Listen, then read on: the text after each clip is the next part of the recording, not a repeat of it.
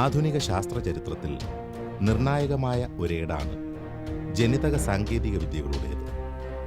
ഒരു ഘട്ടം മുതൽ തങ്ങളുടെ നിലനിൽപ്പിനാധാരമായ ജൈവ ഘടകങ്ങളെക്കുറിച്ച് സൂക്ഷ്മമായി പഠനമാരംഭിച്ച ശാസ്ത്രലോകം ഇന്ന് എണ്ണമറ്റ നേട്ടങ്ങൾ കരസ്ഥമാക്കി കഴിഞ്ഞിരിക്കുന്നു. പിറന്നുവീഴുന്ന ഒരു കുഞ്ഞിൻ്റെ സ്വഭാവ സവിശേഷതകളിലും രൂപഭാവങ്ങളിലും പോലും ഇടപെടാൻ കഴിയുന്ന തലത്തിലേക്ക് ശാസ്ത്രജ്ഞരെ നയിച്ചുകൊണ്ടിരിക്കുന്ന ഏറെ കണ്ടെത്തലുകൾ ജീവന്റെ സങ്കീർണതകൾ മനുഷ്യന് മുന്നിൽ ചുരുൾ നിവർത്തുകയാണ്. ഒപ്പം സൃഷ്ടാവിൻ്റെ മഹനീയതയും.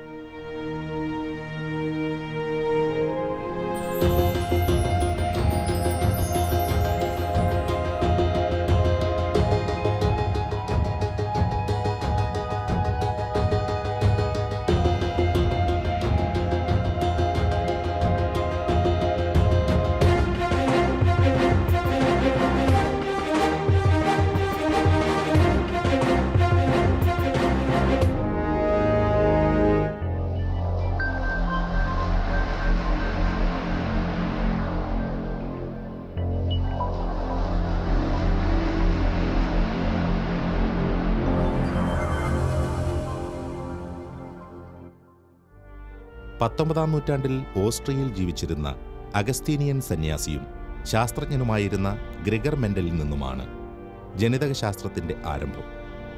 ആധുനിക ജനിതകശാസ്ത്രത്തിൻ്റെ പിതാവ് എന്ന് അദ്ദേഹം അറിയപ്പെടുന്നു. ജീവനുള്ളവയുടെ വിവിധങ്ങളായ സ്വഭാവ സവിശേഷതകൾക്ക് കാരണമാകുന്ന സൂക്ഷ്മഘടകങ്ങൾ അവയിൽ തന്നെ അടങ്ങിയിട്ടുണ്ട്, അഥവാ തലമുറകളിലൂടെ കൈമാറ്റം ചെയ്യപ്പെടുന്നു എന്നതായിരുന്നു അദ്ദേഹത്തിൻ്റെ വെളിപ്പെടുത്തലുകളിൽ പ്രധാനം. തുടർന്നിങ്ങോട്ട് ജനിതകശാസ്ത്ര സംബന്ധമായി ലോകം ഏറെ മുന്നേറി. അതിൻ്റെ ഭാഗമായി കഴിഞ്ഞ 1.5 നൂറ്റാണ്ടിലേറെ കാലത്തിനിടെ ശാസ്ത്രജ്ഞർ നടത്തിയ കണ്ടെത്തലുകൾ വിസ്മയജനകമാണ്. സ്വാഭാവിക മാനുഷിക പ്രകൃതിക്കും ചില രോഗങ്ങൾക്കും കാരണമായ ജീൻ എന്ന അടിസ്ഥാന ഘടകത്തിൽ വ്യതിയാനം വരുത്തുന്നതിലൂടെ മനുഷ്യ ശരീരത്തിൽ തന്നെ ക്രിയാത്മകമായ മാറ്റങ്ങൾ വരുത്താൻ കഴിയും എന്ന കണ്ടെത്തൽ വിപ്ലവകരമായിരുന്നു. ഇന്ന് ജനിതക സാങ്കേതിക രംഗത്ത് ഏറ്റവും അംഗീകരിക്കപ്പെട്ടിട്ടുള്ള ജീൻ എഡിറ്റിംഗ് രീതിയായ CRISPR-Cas9 എന്ന സാങ്കേതിക വിദ്യയെ നാം പരിചയപ്പെടുന്നു. ഒപ്പം ജീൻ എഡിറ്റിംഗ് എന്ന നവീന ശാസ്ത്ര മുന്നേറ്റത്തിൻ്റെ ധാർമ്മികവും വിശ്വാസപരവുമായ വശങ്ങൾ ഇവിടെ ചർച്ച ചെയ്യപ്പെടുന്നു.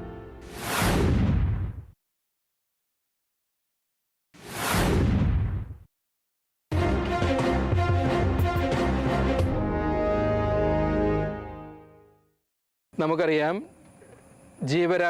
ജീവനുള്ളവയെല്ലാം കോശങ്ങൾ കൊണ്ട് നിർമ്മിതമാണ്. കോശങ്ങൾക്കുള്ളിൽ ന്യൂക്ലിയസ് ഉണ്ട്, ന്യൂക്ലിയസിൽ ക്രോമസോം ഉണ്ട്, ക്രോമസോമിൽ DNA ഉണ്ട്, DNA-യിൽ ജീനുകളുണ്ട്. ഈ ജീനുകൾ എന്ന് പറയുന്നത് അഡനൈൻ, തൈമീൻ, സൈറ്റോസിൻ, ഗ്വാനൈൻ എന്നീ പറയുന്ന 4 ബേസ് പെയറുകളുടെ ശൃംഖല അഥവാ ശ്രേണിയാണ് എന്ന് നമുക്കറിയാം. അപ്പോൾ ഈ ജീവൻ്റെ അടിസ്ഥാന ആൽഫബറ്റുകളായ ATCGയുടെ ഘടന നമുക്ക് ഭേദഗതി ചെയ്യാൻ സാധിക്കുമോ? അത് പ്രമാദമായ ഒരു വിഷയമാണ്. വളരെ സ്വപ്നതുല്യമായ ഒരു പദ്ധതി തന്നെയാണ് എന്ന് പറയാം ജനിതക ശാസ്ത്രത്തിലെ. ഇത്തരുണത്തിൽ ശാസ്ത്രത്തിൻ്റെ സ്വപ്നതുല്യമായ ഈ പദ്ധതിയിലെ സുപ്രധാനമായൊരു ചുവടുവയ്പ്പാണ് ഓഗസ്റ്റ് 2-ാം തീയതി 2017 ഓഗസ്റ്റ് 2-ാം തീയതി സയൻസ് മാസികയിൽ റിപ്പോർട്ട് ചെയ്യപ്പെട്ട ജീൻ എഡിറ്റിംഗ് എന്ന് പറയുന്ന ജനിതകപരമായ മുന്നേറ്റം എന്ന് പറയുന്നു. ഓഗസ്റ്റ് 2-ാം തീയതി 2017 ന്യൂയോർക്ക് ടൈംസിൻ്റെ റിപ്പോർട്ട് ഞാൻ ശ്രദ്ധിക്കുകയായിരുന്നു. അതിങ്ങനെ വളരെ ആലങ്കാരികമായിട്ടാണ് പറയുന്നത്. ദൈവത്തിന് വിശ്രമം കൊടുക്കുക, ഇനി നിങ്ങൾ തന്നെ നിങ്ങളുടെ ജീൻ എഡിറ്റ് ചെയ്ത് കൊള്ളുക. അതായത് ഞാൻ എന്താണ് എന്നുള്ളത് പ്രകൃതിദത്തമായിട്ട് ഇങ്ങ് നൽകപ്പെട്ടിരിക്കുന്നതല്ല, ഞാൻ എപ്രകാരമായിരിക്കണം, എൻ്റെ ശാരീരിക സവിശേഷതകൾ എന്തൊക്കെയായിരിക്കണം, എൻ്റെ ബുദ്ധിശക്തി എന്തൊക്കെയായിരിക്കണം, എൻ്റെ രോഗങ്ങൾ എപ്രകാരമെല്ലാം ഞാൻ സുഖപ്പെടുത്തണം, ഇതൊക്കെ ഞാൻ അങ്ങ് തീരുമാനിക്കാൻ പോകുകയായിരുന്നു. എന്താണ് ഈ CRISPR-Cas9 ജീൻ എഡിറ്റിംഗ് എന്ന് പറയുന്ന സാങ്കേതിക വിദ്യ, ജൈവ സാങ്കേതിക വിദ്യ? അതേപ്പറ്റി സാധാരണക്കാരന് മനസ്സിലാകുന്ന ഭാഷയിൽ ഏറ്റവും ലളിതമായിട്ട് നമുക്ക് പറഞ്ഞു തരുവാൻ സാധിക്കുന്ന ഒരു ശാസ്ത്രജ്ഞ തന്നെയാണ് നമ്മളോടൊപ്പം ഉള്ളത്. സിസ്റ്റർ ബീന ജോസ്, തൃശ്ശൂർ വിമല കോളേജിൻ്റെ principal. Sister Beena Jose CMC, Thrissur Vimala college principal. Oxford യൂണിവേഴ്സിറ്റിയിൽ നിന്നും സയൻസ് റിലീജിയൻ ഫെലോഷിപ്പ് നേടിയിട്ടുണ്ട്. കാലിഫോർണിയയിൽ നിന്നും genetics and morality research fellowship. Calicut യൂണിവേഴ്സിറ്റിയിൽ MSc കെമിസ്ട്രിയിൽ 1ാം റാങ്ക് നേടി. കാലിക്കറ്റ് യൂണിവേഴ്സിറ്റിയിൽ നിന്നു തന്നെ കെമിസ്ട്രിയിൽ ഡോക്ടറേറ്റ് കരസ്ഥമാക്കി. ക്രിസ്പർ എന്ന് പറഞ്ഞാൽ clustered regularly interspaced short palindromic repeats എന്നാണ് അർത്ഥമാക്കുന്നത്. അതായത് ക്രിസ്പർ എന്ന് പറഞ്ഞാൽ ഷോർട്ട് DNA റിപ്പീറ്റ്സ് ആണ്. ആ DNA റിപ്പീറ്റ്സിൻ്റെ പ്രത്യേകത അതിലുള്ള ന്യൂക്ലിയോടൈഡ് സിമിലർ ആണ് എന്നുള്ളത് കൊണ്ടാണ് അതിനെ പാലിൻഡ്രോമിക് റിപ്പീറ്റ്സ് എന്ന് പറയുന്നത്. ഈ ക്രിസ്പർ സീക്വൻസിനോടൊപ്പം Cas9 എന്ന പ്രോട്ടീൻ അല്ലെങ്കിൽ എൻസൈം അതിനോട് ചേർന്ന് നിൽക്കുന്നുണ്ട്. ഈ ക്രിസ്പർ Cas9 സിസ്റ്റം ഒരു മോളിക്കുലാർ സിസർ ആയിട്ടാണ് ആക്ട് ചെയ്യുന്നത്. ആദ്യമായിട്ട് ഈ ക്രിസ്പർ Cas9 സിസ്റ്റം കണ്ടെത്തിയത് RK എന്ന് പറയുന്ന ആൻഷ്യൻ ഫോം ഓഫ് ബാക്ടീരിയയിലാണ്. ബാക്ടീരിയയെ സംബന്ധിച്ചിടത്തോളം അതിൻ്റെ ഒരു ഡിഫൻസ് മെക്കാനിസം ആയിട്ടാണ് അവർ ഈ ക്രിസ്പർ Cas9 ടെക്നിക് ഉപയോഗിച്ചിരുന്നത്. ഏറ്റവും ആധുനികവും ലളിതവുമായ ജീൻ എഡിറ്റിംഗ് സാങ്കേതികവിദ്യയാണ് ക്രിസ്പർ Cas9 എന്നറിയപ്പെടുന്നത്. ക്രിസ്പർ Cas9 എന്നാൽ ബാക്ടീരിയകൾ ഉൾപ്പെടെയുള്ള സൂക്ഷ്മജീവികളിൽ കാണപ്പെടുന്ന അതിസൂക്ഷ്മ പ്രതിരോധ സംവിധാനമാണ്. ഇത്തരമൊരു സൂക്ഷ്മ സംവിധാനത്തിൻ്റെ സാന്നിധ്യത്തെക്കുറിച്ച് ശാസ്ത്രലോകത്തിന് ആദ്യമായി സൂചന ലഭിച്ചത് 1987 ആയിരുന്നു. അക്രമകാരികളായ വൈറസുകളുടെ ജീൻ ശകലങ്ങൾ അഥവാ സ്പേസർ DNA മുറിച്ചെടുത്ത് സൂക്ഷിക്കുന്നതിന് പ്രകൃതിദത്തമായ കഴിവ് ബാക്ടീരിയകൾക്കുണ്ട്. ഇങ്ങനെ ബാക്ടീരിയകളുടെ ജീനോമിൽ സൂക്ഷിച്ചിരിക്കുന്ന വൈറസ് ജീനുകളെ ക്രിസ്പർ സീക്വൻസുകൾ എന്ന് പറയുന്നു. ഈ ശ്രേണിഘടനയോട് ബന്ധമുള്ള വൈറസുകൾ വീണ്ടും ആക്രമിച്ചാൽ അവയെ തിരിച്ചറിയുന്നതിനും ഇല്ലാതാക്കുന്നതിനും ഈ ബാക്ടീരിയകൾക്ക് കഴിയും. ഇതിനെ അനുകരിച്ചാണ് ക്രിസ്പർ Cas9 ജീൻ എഡിറ്റിംഗ് സാങ്കേതികവിദ്യ വികസിപ്പിക്കപ്പെട്ടത്. രണ്ടാമത്തെ സ്റ്റേജിൽ ഈ ക്രിസ്പർ സീക്വൻസ് ട്രാൻസ്ക്രിപ്ഷൻ എന്ന പ്രോസസ്സിലൂടെ ക്രിസ്പർ RNA അത് സിന്തസൈസ് ചെയ്യുന്നു. ക്രിസ്പർ RNAയുടെ പ്രത്യേകത അത് ഗൈഡ് മോളിക്യൂളാണ്. നേരത്തെ സൂചിപ്പിച്ചതുപോലെ ക്രിസ്പർ സീക്വൻസിൽ വൈറസിൽ നിന്നുള്ള DNA ഇൻകോർപ്പറേറ്റ് ചെയ്യപ്പെടുന്നുണ്ട്, സ്പേസേഴ്സ് ഇൻകോർപ്പറേറ്റ് ചെയ്യപ്പെടുന്നുണ്ട്. അതിൽ നിന്നാണ് ക്രിസ്പർ RNA ഉണ്ടാകുന്നത്. അതുകൊണ്ട് തന്നെ ക്രിസ്പർ RNAക്ക് വീണ്ടും ഒരു വൈറസ് അറ്റാക്ക് ഉണ്ടായാൽ വൈറസിൻ്റെ DNA ഡിറ്റക്റ്റ് ചെയ്യാനും ഡിസ്ട്രോയ് ചെയ്യാനും അതിനെ കട്ട് ചെയ്യാനുമുള്ള സാധ്യതകളുണ്ട്. അതുകൊണ്ടാണ് ഇതൊരു മോളിക്കുലാർ സിസറായിട്ട് ഉപയോഗിക്കുന്നത് എന്ന് പറയുന്നത്.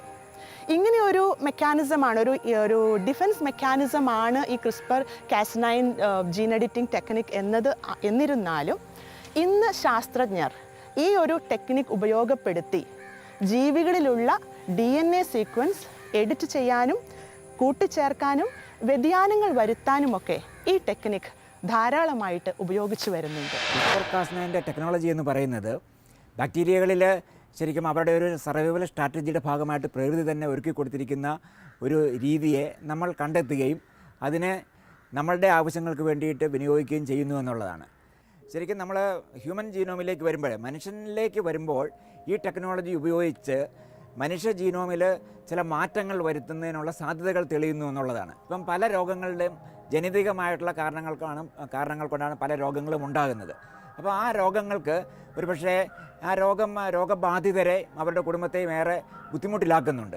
അപ്പോൾ ഈ ഒരു ടെക്നോളജി ഉപയോഗിച്ചുകൊണ്ട് ആ രോഗത്തെ പ്രതിരോധിക്കുന്ന രീതിയിൽ എഡിറ്റിംഗ് സാധ്യമാകുകയാണെങ്കിൽ സ്വാഭാവികമായിട്ടും അത് ഏറെ പ്രയോജനകരമായിരിക്കും. പ്രകൃതിയിൽ നിക്ഷിപ്തമായിട്ടുള്ള അനന്ത സാധ്യതകളുടെയും അത്ഭുത പ്രതിഭാസങ്ങളുടെയും തിരിച്ചറിവുകളിലൂടെയാണ് പലപ്പോഴും ആധുനിക ശാസ്ത്രം പുതിയ കണ്ടെത്തലുകളിലേക്ക് നയിക്കപ്പെടുന്നത്.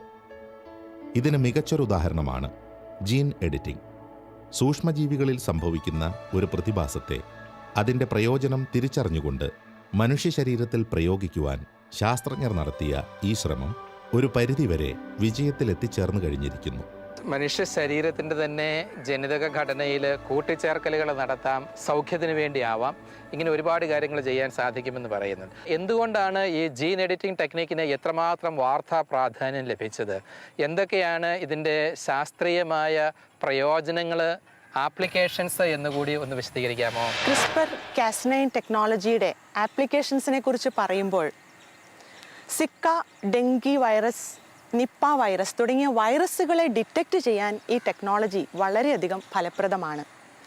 അതിനു പുറമെ ക്യാൻസർ, HIV പോലെയുള്ള രോഗങ്ങളെ അത് ചികിത്സിക്കുവാനും ഈ ടെക്നോളജി ഉപയോഗിക്കാമെന്നാണ് ശാസ്ത്രജ്ഞർ കണ്ടെത്തിയിരിക്കുന്നത്. കൂടാതെ Alzheimer's, Parkinson disease, Huntington disease തുടങ്ങിയ ന്യൂറോ ഡീജനറേറ്റീവ് ഡിസീസസിനെ അതിൻ്റെ ട്രീറ്റ്മെൻറ്റിനും ഇത് നമുക്ക് ഉപയോഗിക്കാവുന്നതാണ്. ഇതിനു പുറമെ ഇന്ന് ജനിതക വൈകല്യങ്ങളെ ക്രിസ്പർ കാസ്9 ജീൻ എഡിറ്റിംഗ് ടെക്നിക് വഴി പരിഹരിക്കാമെന്നും ശാസ്ത്രം കണ്ടെത്തിയിട്ടുണ്ട്. ക്രിസ്പർ കാസ്9 ജീൻ എഡിറ്റിംഗ് സാങ്കേതികവിദ്യയുടെ ചികിത്സാരംഗത്തുള്ള ഗുണഫലങ്ങൾ അനവധിയാണ്. അടിസ്ഥാനപരമായി ക്രിസ്പർ കാസ്9 പ്രതിരോധ സംവിധാനം സൂക്ഷ്മാണുക്കളിൽ പ്രവർത്തിക്കുന്നതിന് സമാനമായി ചില മാരകമായ വൈറസുകളെ പ്രതിരോധിക്കുന്നതിനുള്ള ശേഷി മനുഷ്യ ശരീരത്തിന് നൽകുവാൻ ജീൻ എഡിറ്റിംഗ് വഴി സാധിക്കും. മറ്റൊരു പ്രധാന നേട്ടം പാരമ്പര്യമായി കൈമാറ്റം ചെയ്യപ്പെടുന്ന ചില രോഗങ്ങളിൽ വൈദ്യശാസ്ത്രത്തിന് ഇടപെടുവാൻ ഈ സാങ്കേതികവിദ്യ അവസരമൊരുക്കുന്നു എന്നുള്ളതാണ്.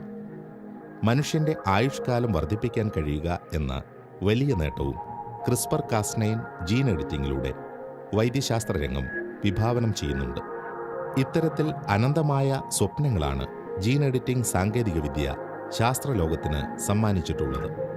2014 university of California at Los Angeles UCLA scientist അവർ ഫ്രൂട്ട് ഫ്ലൈയിൽ ഡ്രോസോഫില മെലാനോഗാസ്റ്റർ എന്ന ഫ്രൂട്ട് ഫ്ലൈയിൽ നടത്തിയിട്ടുള്ള പരീക്ഷണങ്ങളിൽ ഈ ഫ്രൂട്ട് ഫ്ലൈയുടെ ഇൻഡസ്റ്റൈനിലുള്ള ഒരു particular gene adenosine monophosphate protein kinase എന്ന് പറയുന്ന ജീൻ അവർ ആക്ടിവേറ്റ് ചെയ്യുകയും അങ്ങനെ ആക്ടിവേറ്റ് ചെയ്തപ്പോൾ anti ageing cellular recycling process autophagy അത് കൂടുതലായി നടക്കുകയും അങ്ങനെ സെല്ലിലുള്ള വേസ്റ്റ് എലിമിനേറ്റ് ചെയ്യപ്പെടുകയും അതുവഴി ഈ ഡ്രോസോഫിലയുടെ ലൈഫ് സ്പാൻ ഒരു 30% വർദ്ധിച്ചതായും ശാസ്ത്രജ്ഞർ രേഖപ്പെടുത്തിയിട്ടുണ്ട്. കൂടാതെ 2016-ലും 2017-ലും അരിസോണ സ്റ്റേറ്റ് യൂണിവേഴ്സിറ്റി US-ലുള്ള ശാസ്ത്രജ്ഞന്മാർ നടത്തിയ പരീക്ഷണങ്ങളിൽ നമുക്ക് ഏജിങ് സ്റ്റോപ്പ് ചെയ്യാൻ സാധിക്കില്ല, പക്ഷേ നമുക്കത് റിവേഴ്സ് ചെയ്യാൻ സാധിക്കും, അല്ലെങ്കിൽ അല്പം അത് സ്ലോ ഡൗൺ ചെയ്യാൻ സാധിക്കുമെന്നൊക്കെ ശാസ്ത്രജ്ഞർ കണ്ടെത്തിയിരിക്കുകയാണ്. ഇങ്ങനെ പോവുകയാണെങ്കിൽ ഒരു പക്ഷേ അച്ഛൻ നേരത്തെ മുൻപ് സൂചിപ്പിച്ചതുപോലെ ന്യൂയോർക്ക് ടൈംസിൽ 2017 റിപ്പോർട്ട് ചെയ്തിട്ടുള്ളതുപോലെ മനുഷ്യനുള്ള ജനിതക ഘടനയിൽ മാറ്റം വരുത്തിയാൽ ഏതാണ്ട് ഒരു 10 വർഷത്തോളം ലൈഫ് സ്പാൻ വർദ്ധിപ്പിക്കാമെന്നും ശാസ്ത്രജ്ഞർ കണ്ടെത്തിയിരിക്കുകയാണ്. ഏതാണ്ട് 2050 ആകുമ്പോഴേക്കും human beings will celebrate there 120th birthday. അങ്ങനെ ഒരു സിറ്റുവേഷനും കൂടി അധികം വൈകാതെ വന്നു ചേരാനിടയുണ്ട്. 2029 ആകുമ്പോഴേക്കും ഏജിങ് റിവേഴ്സ് ചെയ്യാനുള്ള പ്രോസസ്സുകൾ, അതിനുള്ള ടൂൾസ് കണ്ടെത്തുമെന്നും ശാസ്ത്രലോകം അനുമാനിക്കുന്നുണ്ട്. എന്നാൽ ഈ സങ്കീർണമായ ശാസ്ത്രീയ നേട്ടം മുന്നോട്ട് വയ്ക്കുന്ന അനന്ത സാധ്യതകളെ അനേകർ ആശങ്കയോടെ നോക്കിക്കാണുന്നുണ്ട്. ദൈവം രൂപകൽപ്പന ചെയ്ത മനുഷ്യ ശരീരത്തിൽ ശാസ്ത്രത്തിൻ്റെ ഇത്തരം ഇടപെടലുകൾ ഗുണകരമാവില്ല എന്ന് വാദിക്കുന്നവരുണ്ട്. അതിൻ്റെ ധാർമ്മിക വശങ്ങൾ ചിലർ ചോദ്യം ചെയ്യുന്നു. മറ്റൊരു പ്രധാന തലം ജീവന്റെ മൂല്യവുമായി ബന്ധപ്പെട്ടുള്ളതാണ്. സമീപകാലത്ത് വളർന്നു വികസിച്ച ഈ സാങ്കേതികവിദ്യ ഇക്കാലഘട്ടത്തിൽ ഉയർത്തിയിരിക്കുന്ന ചർച്ചകൾ ആഴമുള്ളവയാണ്. തുടർന്നും ഇതിൻ്റെ സാധ്യതകളും പോരായ്മകളും സംബന്ധിച്ച് ഏറെ പഠനങ്ങൾ നടത്തപ്പെടേണ്ടതുണ്ട്. പ്യൂർ റിസർച്ച് ഫൗണ്ടേഷൻ ജീൻ എഡിറ്റിങ്ങിനെ പറ്റിയുള്ള സാമൂഹ്യ സംവേദനങ്ങൾ എന്തൊക്കെയാണ് എന്ന് അമേരിക്കയിൽ നടത്തിയ ഒരു സർവേയിൽ പറയുന്നത്, അഡൽട്ട് അമേരിക്കൻസിൽ 40% ആൾക്കാർ ഇത് നമ്മൾ ഉപയോഗിക്കണോ വേണ്ടയോ എന്നുള്ള കാര്യത്തിൽ സംശയാലുക്കളാണ്. 30% പേര് പറയുന്നു ഇത് നമുക്ക് വേണ്ടേ വേണ്ട. വേറെ ഒരു 30% പറയുന്നു ഇത് നല്ല കാര്യമാണ്, ഇത് തീർത്തും സ്വീകാര്യമാണ് എന്ന്. ഒത്തിരി വിശ്വാസികളായിട്ടുള്ള ആൾക്കാർ തന്നെ അപ്രകാരം ചിന്തിക്കുന്നുണ്ട്. ജീൻ എഡിറ്റിംഗ് കൊണ്ട് ദോഷമാ കൂടുതൽ എന്ന്. അവരത് വിശ്വാസത്തിൻ്റെ വെളിച്ചത്തിൽ ചിന്തിക്കുന്നതാണെന്ന് പറയാം. പ്യൂർ റിസർച്ച് ഫൗണ്ടേഷൻ അമേരിക്കയിൽ നിരീശ്വരരുടെ ഇടയിലും ദൈവമില്ല എന്ന് വിശ്വസിക്കുന്നവരുടെ പ്രത്യേകമായിട്ട് ഈ സർവേ നടത്തി. അവരുടെ ഇടയിലുമുണ്ട് ജീൻ എഡിറ്റിംഗ് ടെക്നിക്ക് ദോഷകരമായി തീരാം മാനവരാശിക്ക് ലോങ് റണ്ണിൽ എന്ന് ചിന്തിക്കുന്ന 23% ആളുകൾ എന്ന് പറയുന്നത്. ഇത് സൂചിപ്പിക്കുന്നത് വളരെ സമൂലമായിട്ടുള്ള ധാർമ്മിക പ്രശ്നങ്ങൾ ജീൻ എഡിറ്റിംഗ് വഴി ഉരുത്തിരിഞ്ഞ് വരുന്നുണ്ട് എന്നുള്ളതാണ്. എന്തൊക്കെയാണ് പ്രത്യക്ഷത്തിൽ ഉടനെ മാനവരാശി അഭിമുഖീകരിക്കേണ്ടി വരുന്ന ധാർമ്മിക പ്രശ്നങ്ങൾ ഈ CRISPR-Cas9 ജീൻ എഡിറ്റിംഗ് വഴിയായിട്ട് എന്നുള്ളതും കൂടി അല്പമായിട്ടൊന്ന് വിശദീകരിക്കാം. പ്രധാനമായിട്ടും CRISPR-Cas9 ടെക്നോളജി മനുഷ്യ ഭ്രൂണങ്ങളിൽ അപ്ലൈ ചെയ്യുമ്പോഴാണ് അവിടെ എത്തിക്കലായിട്ടുള്ളൊരു ആസ്പെക്റ്റ് വരുന്നത്. 2015 സൺയാറ്റ്സൺ യൂണിവേഴ്സിറ്റിയിലെ ഹുവാങ് എന്ന ചൈനീസ് സയൻറ്റിസ്റ്റ് ബീറ്റ തലാസേമിയ എന്ന ഒരു മാരകമായ ബ്ലഡ് ഡിസോർഡർ മാറ്റുന്നതിനായിട്ട് ഹ്യൂമൻ എംബ്രിയോസിനെ എഡിറ്റ് ചെയ്യുകയുണ്ടായി. തുടർന്ന് 2016 another team of Chinese scientist മനുഷ്യ ഭ്രൂണങ്ങളെ HIV റെസിസ്റ്റൻ്റ് ആക്കുന്നതിന് വേണ്ടി എഡിറ്റ് ചെയ്തു. എന്നാൽ ഈ 2 പരീക്ഷണങ്ങളിലും 26 മനുഷ്യ ഭ്രൂണങ്ങളെ അവരെടുത്ത് പരീക്ഷണം ചെയ്തുവെങ്കിലും 4 എണ്ണം മാത്രമേ അത് വിജയപ്രദമായിട്ടുള്ളൂ. ബാക്കിയുള്ള മനുഷ്യ ഭ്രൂണങ്ങളൊക്കെ നശിപ്പിക്കപ്പെട്ടു. കാരണം because of the of target mutations അല്ലെങ്കിൽ അൺപ്ലാൻഡ് മ്യൂട്ടേഷൻസ്. അതിന് പുറമെ മൊസൈസിസം, അതായത് എംബ്രിയോസിലുള്ള എല്ലാ സെൽസും ഒരേപോലെ ഈ നമ്മൾ വിചാരിക്കുന്ന ആ ചേഞ്ചസ് അക്യൂർ ചെയ്യാതെ പോയി. ഇങ്ങനെ because of this off target mutations and mosaicism ഈ ഒരു എക്സ്പെരിമെൻ്റ് അതിൻ്റെ പ്രിലിമിനറി സ്റ്റേജിൽ തന്നെ നിർത്തേണ്ടതായിട്ട് വന്നു. കാരണം ഒരുപാട് ഹ്യൂമൻ എംബ്രിയോസ് അവിടെ നശിപ്പിക്കപ്പെട്ടു എന്നുള്ള കാരണം കൊണ്ട്. ജീൻ എഡിറ്റിംഗ് സംബന്ധിച്ചുള്ള ഗവേഷണങ്ങളിൽ ഒരുപാട് മുന്നേറിയ ഒരു രാജ്യമാണ് ചൈന. ഏറ്റവും ഒടുവിൽ 2018 നവംബർ അവസാനം ഹോങ്കോങ്ങിൽ വെച്ച് നടന്ന ഹ്യൂമൻ ജീനോം എഡിറ്റിംഗിൻ്റെ 2ാം ആഗോള ഉച്ചകോടിയിൽ വെച്ച് ചൈനീസ് ശാസ്ത്രജ്ഞനായ ഹി ജിയാൻഖി CRISPR-Cas9 സാങ്കേതികവിദ്യ ഉപയോഗിച്ച് വിജയകരമായി മനുഷ്യഭ്രൂണത്തിൽ ജീൻ എഡിറ്റിംഗ് നടത്തിയെന്ന് പ്രഖ്യാപിച്ചിരുന്നു. എയ്ഡ്സ് പോലുള്ള രോഗങ്ങൾ പ്രതിരോധിക്കുവാൻ ശേഷിയുള്ള കുഞ്ഞുങ്ങളെ സൃഷ്ടിക്കുകയായിരുന്നു അദ്ദേഹത്തിൻ്റെ ലക്ഷ്യം. എന്നാൽ ഇത്തരം പരീക്ഷണങ്ങളിൽ അനവധി ഭ്രൂണങ്ങൾ നശിപ്പിക്കപ്പെടുന്നു എന്നുള്ളത് പരക്കെ ഉയരുന്ന ഒരാക്ഷേപമാണ്. അണ്ഡവും ബീജവും സംയോജിച്ച് ഒരു ഭ്രൂണം രൂപപ്പെടുന്ന നിമിഷം മുതൽ അതിനെ ഒരു മനുഷ്യജീവനായി പരിഗണിക്കുന്ന നമുക്ക് അനേകം ജീവനുകൾ നശിപ്പിക്കപ്പെടുന്ന സാഹചര്യങ്ങളെ അംഗീകരിക്കുവാൻ കഴിയില്ല എന്നതാണ് വാസ്തവം. ലോകത്ത് മിക്കവാറും എല്ലാ രാജ്യങ്ങളിലും മനുഷ്യ ഭ്രൂണത്തിൽ ജീൻ എഡിറ്റിംഗ് നടത്തുന്നതിനുള്ള നിരോധനം നിലവിലുണ്ട്. പക്ഷേ ചൈനയിൽ അത്തരത്തിലുള്ള നിരോധനം ഇല്ലാത്ത സാഹചര്യത്തിലാണ് ഹീക്ക് ഈ ഒരു പരീക്ഷണം നടത്താൻ പറ്റിയതെന്നാണ് നമുക്ക് അനുമാനിക്കുന്നത്. ഉദാഹരണത്തിന് ഈ വിഷയം സംബന്ധിച്ച് അന്താരാഷ്ട്ര തലത്തിൽ നടന്ന ചർച്ചകളിൽ പ്രത്യേകിച്ചും ഫ്രാൻസിസ് കോളിൻസ്, അദ്ദേഹം ഇപ്പോൾ അമേരിക്കയിലെ നാഷണൽ ഇൻസ്റ്റിറ്റ്യൂട്ട് ഓഫ് ഹെൽത്തിൻ്റെ ഡയറക്ടറാണ്. അദ്ദേഹം പറഞ്ഞത് ഒരു കാരണവശാലും മനുഷ്യഭ്രൂണത്തിൽ ജീൻ എഡിറ്റിംഗ് അനുവദിക്കാൻ പാടില്ല. എന്ന് വെച്ചാൽ മനുഷ്യകുലത്തിന്മേൽ അത്തരത്തിലുള്ള ഒരു ഇടപെടൽ നടത്തുന്നത് ഒരു ദൈവനിന്ദയായിട്ട് കാണേണ്ടി വരുമെന്നുള്ള ഒരു നിലപാടാണ് അദ്ദേഹം എടുത്തത്. എന്നാൽ മറ്റു ചില ശാസ്ത്രജ്ഞർ പറയുന്നത് ഒരു പരീക്ഷണം എന്നുള്ള നിലയ്ക്ക് ഇതിന് ചില റെഗുലേഷൻസ് വരുത്തിക്കൊണ്ട് ചെറിയ രീതിയിലുള്ള ശ്രമങ്ങൾ നടത്തുന്നതിൽ തെറ്റില്ല എന്ന് അഭിപ്രായപ്പെടുന്നവരുമുണ്ട്. പക്ഷേ ഇത് വളരെ വിശദമായ ചർച്ചകൾക്ക് വിധേയമാക്കേണ്ട ഒരു സംഭവമായിട്ട് കാണണം.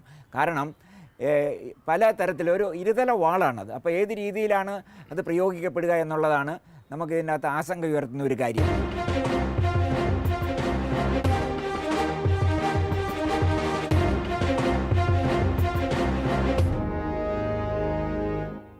മറ്റൊരു വശം, ഈ CRISPR-Cas9 ടെക്നിക്ക് ഉപയോഗിച്ചുകൊണ്ട് നമുക്ക് ഒരു കുട്ടിയെ തന്നെ ഡിസൈൻ ചെയ്യാനായിട്ട് സാധിക്കും. ഡിസൈനർ ബേബീസിനെ ഉണ്ടാക്കുവാൻ സാധിക്കുമെന്നുള്ളതാണ്.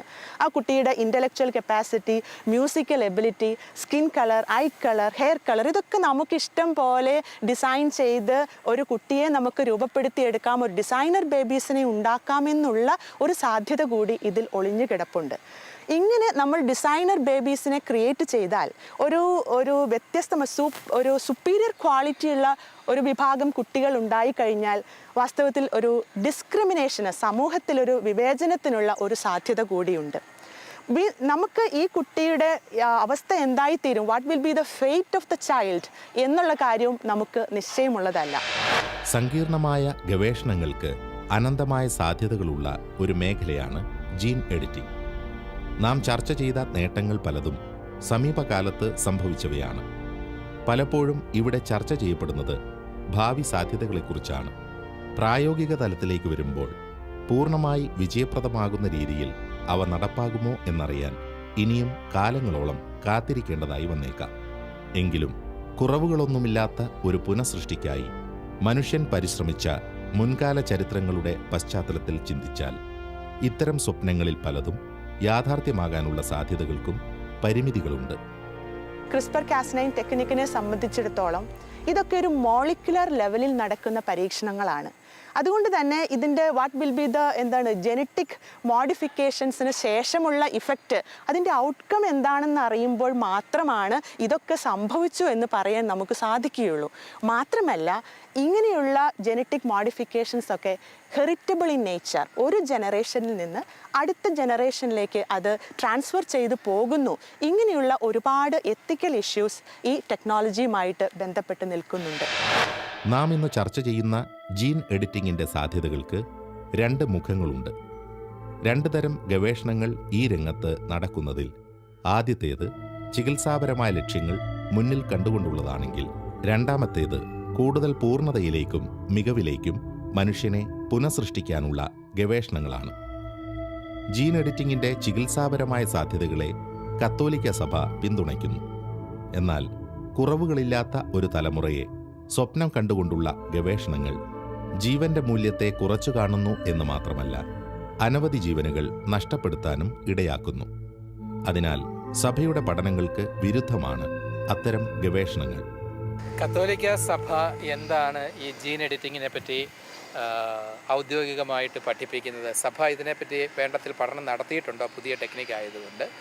കാത്തലിക് മോറൽ ട്രഡീഷൻ അനുസരിച്ച് from the time of conception to its natural death, ഒരു ജീവി, ഒരു മനുഷ്യനോ, he or she has that inherent human dignity, മനുഷ്യൻ്റെ മഹത്വത്തെ കത്തോലിക്ക സഭ അങ്ങേയറ്റം വിലമതിക്കുന്നുണ്ട്. അതുകൊണ്ട് തന്നെയാണ് 2016 പോപ്പ് ഫ്രാൻസിസ് പറയുന്നുണ്ട്, ബയോടെക്നോളജിക്കൽ ആപ്ലിക്കേഷൻസ്, ഇൻ്റർവെൻഷൻസ് ഒരിക്കലും മനുഷ്യൻ്റെ മഹത്വത്തെ അത് ഭംഗം വരുത്താൻ പാടില്ല എന്ന്. കാത്തലിക് ചർച്ചിനെ സംബന്ധിച്ചിടത്തോളം ഹ്യൂമൻ ജനറ്റിക് എൻജിനീയറിംഗ് അതിനെ സഭ പ്രൊമോട്ട് ചെയ്യുന്നുണ്ട്, if it is of the right kind എന്ന് പറഞ്ഞാൽ. ഹ്യൂമൻ ജനറ്റിക് എൻജിനീയറിംഗ് തന്നെ 2 തരത്തിലുണ്ട്. ഒന്ന് ജീൻ തെറപ്പി, മറ്റൊന്ന് ജനറ്റിക് എൻഹാൻസ്മെൻറ്റ്. ജീൻ തെറപ്പി എന്നതുകൊണ്ട് നാം ഉദ്ദേശിക്കുന്നത്, ഉദാഹരണമായിട്ടൊരു ഡിഫക്റ്റീവ് ജീൻ ഉണ്ടെങ്കിൽ അതിനെ എഡിറ്റ് ചെയ്ത് മാറ്റി ഒരു നോർമൽ ജീൻ വെക്കുകയും അങ്ങനെ നമ്മൾ ഏതെങ്കിലും ഒരു ഡിസോർഡർ കറക്റ്റ് ചെയ്യുക, അല്ലെങ്കിൽ either to cure that sickness or to slow down the progress of that sickness, അതിനെയാണ് ജീൻ തെറപ്പി, തെറപ്യൂട്ടിക്കൽ ആപ്ലിക്കേഷൻസിന് വേണ്ടി ഉപയോഗിക്കുന്നതിനെയാണ് ജീൻ തെറപ്പി എന്ന് പറയുന്നത്. അത് തീർച്ചയായിട്ടും മോറലി ആക്സെപ്റ്റബിൾ ആണ്. എന്നാൽ ജനറ്റിക് എൻഹാൻസ്മെൻറ്റ് എന്നതുകൊണ്ട് ഉദ്ദേശിക്കുന്നത്, നമ്മൾ തന്നെ വിചാരിക്കുകയാണ് നമ്മൾ എന്തൊക്കെയോ കുറവുണ്ട്, വി ലാക്ക് സംതിങ്. അതുകൊണ്ട് ഇപ്പോൾ ഉദാഹരണമായിട്ട് എനിക്കൊരു ബ്രൗൺ ഐ ഉണ്ടെങ്കിൽ അത് എനിക്ക് ബ്ലാക്ക് ആക്കണമെന്ന് ചിന്തിക്കുക, അതിനാണ് എൻഹാൻസ്മെൻ്റ് എന്ന് പറയുക. അങ്ങനെയുള്ള ഒരു ജനറ്റിക് എൻഹാൻസ്മെൻറ്റിനെ സഭ പ്രൊമോട്ട് ചെയ്യുന്നില്ല. അതേസമയം തെറപ്യൂട്ടിക് പർപ്പസിനായിട്ട് മനുഷ്യൻ്റെ വെൽബീയിങ്ങിനെ അഫക്റ്റ് ചെയ്യാത്ത തരത്തിലുള്ള ശാസ്ത്രപരമായിട്ടുള്ള നീക്കങ്ങൾ, ജീൻ എഡിറ്റിംഗ് ഒക്കെ കത്തോലിക്ക സഭ അനുകൂലിക്കുന്നുണ്ട്. ശാസ്ത്രത്തിൻ്റെ ക്രിയാത്മകമായ മറ്റ് അനവധി രംഗങ്ങളിൽ എന്നതുപോലെ തന്നെ നന്മയുടെയും തിന്മയുടേതുമായ 2 മുഖങ്ങൾ ജീൻ എഡിറ്റിംഗ് സംബന്ധമായും നമുക്ക് കണ്ടെത്താൻ കഴിയും. ധാർമ്മിക മൂല്യങ്ങൾക്ക് വില കൽപ്പിക്കാത്ത ഒരു വിഭാഗം ലാഭേച്ഛ മാത്രം ലക്ഷ്യം വെച്ചുകൊണ്ട് സ്വാർത്ഥപരമായി നടത്തുന്ന ഇടപെടലുകളെ നമുക്ക് കണ്ടില്ലെന്ന് നടിക്കാനാവില്ല. അതിനാൽ തന്നെ ഈ വിഷയം ആഴത്തിലുള്ള പഠനങ്ങളും ഗൗരവമുള്ള ചർച്ചകളും ആവശ്യപ്പെടുന്നു. കത്തോലിക്ക സഭയുടെ ഈ വിഷയത്തിലുള്ള കാഴ്ചപ്പാടുകൾ തികച്ചും പക്വതയുള്ളതാണ്. വ്യക്തമായ പഠനങ്ങൾക്ക് ശേഷം പണ്ഡിതരായ ശാസ്ത്രജ്ഞർ ആത്യന്തിക മനുഷ്യനന്മ മുന്നിൽ കണ്ടുകൊണ്ട് സ്വീകരിക്കുന്ന നിലപാടുകളെ മുൻവിധികളില്ലാതെ സഭയും അംഗീകരിക്കുന്നു. രോഗപ്രതിരോധ രംഗങ്ങളിലും ആതുര സേവന രംഗത്തും ഇതിൻ്റെ സാധ്യതകളെ നമുക്ക് തീർച്ചയായിട്ടും അവഗണിക്കുന്നതിൽ അർത്ഥമില്ല. പക്ഷേ ആ സാധ്യതകൾ എത്രത്തോളമൊക്കെ ഇഫക്റ്റീവ് ആക്കാൻ പറ്റും നമുക്കറിയാം. നേരത്തെ തന്നെ ജീൻ തെറാപ്പി എന്ന് പറയുന്ന ഒരു ചികിത്സാ സമ്പ്രദായം ആവിഷ്കരിക്കപ്പെടുകയുണ്ടായി. ഫ്രഞ്ച് ആൻഡേഴ്സൺ എന്ന് പറയുന്ന ഒരു ശാസ്ത്രജ്ഞൻ ജീൻ തെറാപ്പിയിലൂടെ പാരമ്പര്യ രോഗമുണ്ടായിരുന്ന ഒരു പെൺകുട്ടിയിൽ ജീൻ തെറാപ്പി നടത്തിക്കൊണ്ട് അതിന് പരിഹാരമുണ്ടാക്കി. അതിലും കുറച്ചുകൂടെ ഉന്നത നിലവാരമുള്ള സാങ്കേതികവിദ്യയാണ് ജീൻ എഡിറ്റിംഗ്. അത് കുറച്ചുകൂടെ പ്രായോഗികമാണ്, ചെലവ് കുറഞ്ഞതാണ്. അതുകൊണ്ട് ഇത് കൂടുതൽ വ്യാപകമായിട്ട് ഉപയോഗിക്കപ്പെടാനുള്ള സാധ്യതകളുമുണ്ട്. പരീക്ഷണശാലകളിൽ നിന്ന് അത് പുറത്തു വന്ന് മറ്റ് സ്ഥാപനങ്ങളിലേക്ക്, പ്രത്യേകിച്ചും ഈ വ്യാപാര സ്ഥാപനങ്ങളിലേക്ക് എത്തുമ്പോഴത്തേക്കും ഇതിൻ്റെ വ്യാപാര ലാഭം മുന്നിൽ കണ്ടുകൊണ്ട് നടപടികൾ സ്വീകരിച്ചു കഴിഞ്ഞാൽ അത് ഉണ്ടാക്കാവുന്ന പ്രശ്നങ്ങളാണ് വെല്ലുവിളിയായിട്ട് നിൽക്കുന്നത്. പരമമായിട്ട് നമ്മൾ മനസ്സിലാക്കുന്നത് ഇതാണ്: ഏത് ജൈവ സാങ്കേതിക വിദ്യയെ സംബന്ധിക്കുന്ന ധാർമ്മിക പ്രശ്നങ്ങളും അത്രയും സ്പഷ്ടമായിട്ട് തന്നെ ജീൻ എഡിറ്റിംഗ് CRISPR-Cas9 ടെക്നിക്കിലും കടന്നു വരുന്നതായിട്ടാണ് എന്നുള്ളതാണ്. ഈ സാങ്കേതിക വിദ്യയുടെ ഉപയോഗം വഴിയായിട്ട് മാനവരാശി നന്മയെ ജനിപ്പിക്കുമോ അതോ കൂടുതൽ അധാർമികമായ കാര്യങ്ങളെ ജനിപ്പിക്കുവാൻ ഇടയാക്കുമോ എന്നുള്ളത് ഭാവിയിൽ തീരുമാനിക്കപ്പെടേണ്ട കാര്യമാണ്. ഇപ്പോൾ തന്നെ വ്യക്തമായിട്ടുള്ള കാര്യമാണ്, ഈ മേഖലയിൽ തന്നെ സാങ്കേതിക വിദ്യ ഇനിയും ഒരുപാട് വികാസം കൈവരിക്കുവാനുണ്ട് എന്നുള്ളത്. ഒരുപക്ഷെ ഈ ആരംഭദശയിലെ പരാധീനതകളൊക്കെ ഒഴിവാക്കി ശക്തമായ ധാർമ്മിക ബോധത്താൽ നിയന്ത്രിക്കപ്പെടുന്ന, വികസിപ്പിച്ചെടുക്കുന്ന ഒരു ജീൻ എഡിറ്റിംഗ് ടെക്നിക്കിന് മാനവരാശിയുടെ ഭാവി ഭാഗതയും തന്നെ നിർണ്ണയിക്കുന്നതിൽ, അവൻ്റെ കണ്ണുനീര് ഒപ്പുന്നതിൽ, രോഗങ്ങൾ സുഖമാക്കുന്നതിൽ ഒക്കെ ഒത്തിരി സംഭാവനകൾ നൽകുവാൻ സാധിക്കും എന്നുള്ള കാര്യം നമ്മൾ മനസ്സിലാക്കുകയായിരുന്നു. അതുപോലെ തന്നെ പ്രധാനപ്പെട്ട കാര്യമാണ്, ഇത് കൈകാര്യം ചെയ്യുന്ന മനുഷ്യൻ്റെ ഉത്തരവാദിത്വമാണ് ഇത് ധാർമ്മികമായിട്ടോ അധാർമികമായിട്ടോ ഇതിനെ വഴിതിരിച്ചു വിടുക എന്നുള്ളത്. ഐൻസ്റ്റൈൻ്റെ ആപേക്ഷിക സിദ്ധാന്തത്തിൽ നമ്മൾ കണ്ടു, ഊർജം ദ്രവ്യമാകുമ്പോഴത് സൃഷ്ടിയാണ്. ബിഗ് ബാങ്ങിൽ ഊർജം ദ്രവ്യമായി മാറിയതാണ് ഈ പ്രപഞ്ചം. എന്നാൽ നേരെ മറിച്ച് ദ്രവ്യം ഊർജമാകുമ്പോൾ അത് അണുബോംബ, സർവനാശത്തിൻ്റെ തത്വമാണ്. ഈ എം ആകുമ്പോഴും ഈ ആകുമ്പോഴും എത്ര ഭയങ്കരമായ വ്യതിയാനങ്ങളാണ് നമ്മൾ പരിണത ഫലങ്ങളിൽ കണ്ടെത്തുന്നത് എന്ന്. ഇത് ഒരു രൂപകമായിട്ട് സ്വീകരിക്കുകയാണ് എങ്കിലും ജീൻ എഡിറ്റിംഗ് ടെക്നിക്കിൻ്റെ ധാർമ്മികതയെപ്പറ്റി ചിന്തിക്കുമ്പോൾ നമുക്ക് മനസ്സിലാക്കാൻ സാധിക്കും, ഈ സാങ്കേതിക വിദ്യയെ കൈകാര്യം ചെയ്യുന്ന മനുഷ്യൻ്റെ ധാർമ്മിക പക്വതയും ഔന്നത്യവും ഒക്കെ തന്നെയാണ് ഈ സാങ്കേതിക വിദ്യയുടെ പരമമായ നന്മയോ തിന്മയോ നിർവചിക്കാൻ പോകുന്നത് എന്ന് നമുക്ക് പറയാൻ സാധിക്കും. ജൈവ സാങ്കേതിക വിദ്യയുടെ ഭാഗമായ നൂതനമായ കണ്ടെത്തലുകൾ ജീവൻ സംബന്ധിച്ച ആഴമേറിയ പഠനങ്ങളുടെ ഫലമാണ്.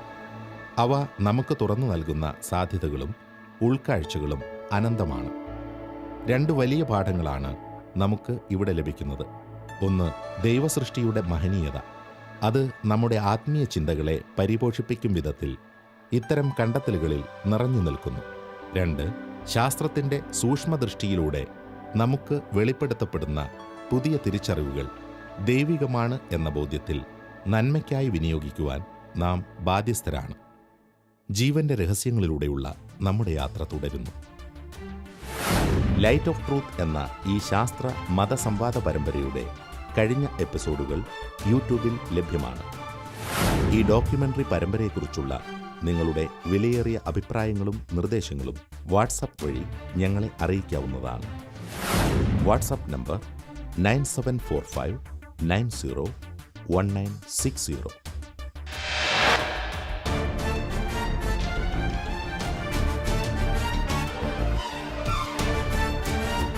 3.1 billion pairs of nucleotide. Nucleotide ചെറിയ ഈ ആറ്റംസ് പോലുള്ള ചെറിയ ഇതാണ്. അത് മുഖേനയാണ് ഒരു ഡി എൻ എ നിർമ്മിക്കപ്പെടുന്നത്. മാനവ ജീനോം പദ്ധതിയുടെ ഡേറ്റ അനുസരിച്ച് മാനവരാശി മുഴുവനും തമ്മിൽ വലിയൊരു ഭ്രാതൃത്വമുണ്ട്, ഒരു സാഹോദര്യമുണ്ട്. മനുഷ്യരിലെ വിവിധ വർഗങ്ങളും വംശങ്ങളും തമ്മിൽ മുൻപ് വിചാരിച്ചിരുന്നത് പോലെ വ്യതിരിക്തതകളല്ല, കൂടുതലും സാധർമ്മ്യങ്ങളാണ് ഉള്ളത് എന്ന് ശാസ്ത്രം തിരിച്ചറിയുകയാണ്. ഇത് സൃഷ്ടിച്ചയാൾ ഇത് വെറും ചാൻസ് കൊണ്ടോ ആക്സിഡൻ്റലായിട്ടോ സംഭവിക്കാവുന്ന കാര്യങ്ങളല്ല.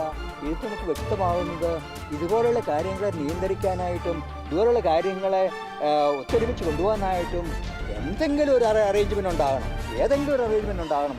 സയൻസിന് എൻ്റെ അറിവിൽ ഈ സമയത്ത് ഇതിൻ്റെ മെക്കാനിസത്തെ പറ്റി യാതൊരു അറിവുമില്ല.